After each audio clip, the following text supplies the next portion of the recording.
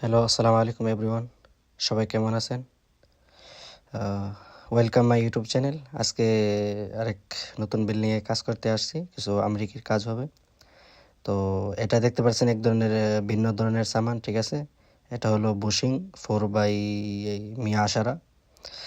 আর এগুলা AGM pipe না, এগুলো অন্য পাইপ, ঠিক আছে? এজিএম পাইপ দিয়ে কাজ করলে মনে করেন ভিতরে বিল্ডিংয়ের ভিতরে সাউন্ড দেই। কাজ শেষে পরে ব্যবহার করলে সাউন্ড আসে নিচে।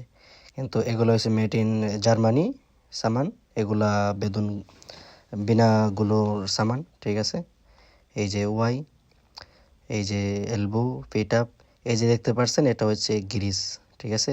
এই গ্রিজ দিয়ে এটা লাগানো হয়। কিন্তু এটার সুবিধা হলো পরে সাউন্ড করবে না। তারপরে এটা যে কোনো সময় খুইলা মেনটেনেন্স করা যায়, ঠিক আছে? এই যে নিচে কাজ করতেছে, একজনে রড কাটতেছে 45। এই যে এটা হইছে এজিএম, ঠিক আছে? এই যে এখানে উপরে একটা হামামের লাইন দেওয়া হবে, ঠিক আছে?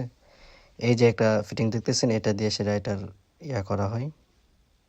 এটা হলো 4 বাই মিয়া আশারার বসিং। এখানে লাগানোর পরে ওইটা থেকে এজিএম পাইপ থেকে এই পাইপের কানেকশন হবে, ঠিক আছে? তো এটা লাগানোর ফায়দা হলো এটার সাউন্ড করবে না, আর এটা যে কোনো সময় মেনটেনেন্স করা যায়, ঠিক আছে? এই যে দেখতে পাচ্ছেন লাগানো কমপ্লিট হয়ে গেল।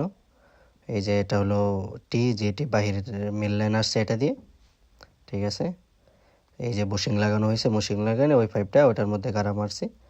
তো ওয়াই, এটা হলো পিট আপ, ঠিক আছে? নিচে ক্লিপ মারা হয়েছে। এটা হলো এলবো, আর এটা হলো ক্লিন আউট, পরে ক্লিন করার জন্য। আর এই পাইপ দিয়ে কাজ করার সুবিধা হলো এটা পরে যে কোনো সময় খুললে মেনটেনেন্স করা যায়। এটা গুলুর কাজ না। কাজটা কেমন হলো সবাই কমেন্ট করে জানান।